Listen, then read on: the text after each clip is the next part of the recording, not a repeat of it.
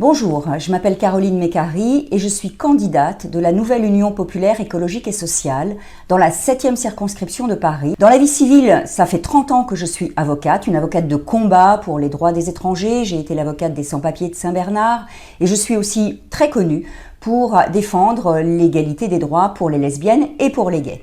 Et aujourd'hui, je suis avec mon ami Pierre Larouturou, qui est député européen, cette année rapporteur général du budget pour l'Europe, et nous allons discuter d'Europe. Et je connais Caroline depuis 10 ans, ça ne nous rajeunit pas, et j'habite dans ce quartier depuis 25 ans. J'étais président des parents d'élèves de la rue Keller, sans me vanter, j'étais le Père Noël pour 2 années de suite à la maternelle de Bulourde, donc je suis dans ce quartier depuis très longtemps, et je pense que Caroline serait une très très bonne députée, et j'irai voter dimanche le 12, dimanche le 19, pour que Caroline soit députée et que Clément Beaune ne soit pas député. Alors Pierre, tu m'as expliqué qu'en 2017, tu avais beaucoup espéré en Emmanuel Macron, tu pensais qu'il allait changer les choses pour l'Europe, et en réalité son bilan aujourd'hui, il est comment? Soyons clairs, je n'ai jamais fait campagne pour Emmanuel Macron, j'ai même refusé d'être député quand on me draguait. Je pensais bien que sur les questions économiques et sociales, je ne serais pas d'accord avec Emmanuel Macron. Mais je pensais qu'au moins, sur l'Europe, je serais d'accord avec lui, qu'il allait faire des grandes choses. Même il avait fait un grand discours à la Sorbonne, où il avait un grand projet pour l'Europe. Je lui avais envoyé des messages pour le féliciter. Mais aujourd'hui, au bout du mandat, comme député européen, comme rapporteur général du budget, je peux dire que le compte n'y est pas et que c'est même aujourd'hui Emmanuel Macron et Clément Beaune, celui qui est candidat contre Caroline ici. Clément Beaune, c'est lui qui est le porte-parole d'Emmanuel Macron depuis 5 ans dans toutes les capitales européennes. Clément Beaune a d'abord été le conseiller d'Emmanuel Macron, puis il était le secrétaire d'État, maintenant il est ministre des Affaires européennes. Je le connais très bien, on s'est vu souvent, et c'est la caricature du double discours d'Emmanuel Macron sur l'Europe et sur le climat et sur les questions sociales. Officiellement, Clément Beaune veut une grande Europe, veut plus de justice fiscale, mais il bloque, comme porte-parole d'Emmanuel Macron, il bloque plusieurs choses. Un point très concret, si on veut gagner la bataille du climat, si on veut isoler toutes les maisons, c'est la priorité de l'Europe, le Green Deal. Donc il faut des centaines de milliards pour isoler les maisons, faire des transports en commun, développer les renouvelables. Donc il faut de l'argent en fait. Le nerf de la guerre, voilà. C'est l'argent. Et comme rapporteur du budget, comme shadow rapporteur sur le plan climat, j'ai fait avec d'autres députés adopter un rapport qui disait qu'il fallait des aides. Une vraie isolation, c'est 40 000 euros. Tu ne vas pas demander à chaque famille de trouver 40 000 euros.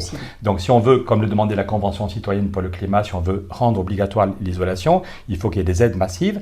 Et donc le Parlement européen, pas seulement moi, mais 70% des députés, en gros tout le monde sauf l'extrême droite, a dit qu'il faut trouver des ressources pour aider les gens, aider les petites entreprises, aider les collectivités.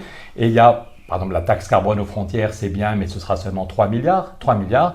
La meilleure solution, ce serait une taxe sur la spéculation. La taxe Tobin, toi et moi, on a longtemps milité pour la taxe Tobin, du nom de James Tobin, le prix Nobel qui avait l'idée.